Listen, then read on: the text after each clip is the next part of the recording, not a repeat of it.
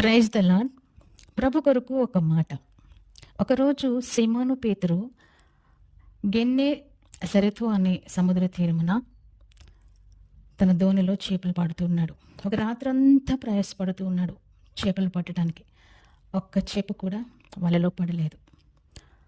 అదే సమయంలో యేసయ్య ఆ యొక్క దోణిలో ఎక్కి అక్కడ ఉన్నటువంటి జనసమూహమునకు వాక్యమును బోధించి చాలించిన తరువాత దోణెను లోతునకు నడిపించి వలలు వేయుడి అని సీమోను పేతురుతో చెప్పాడు.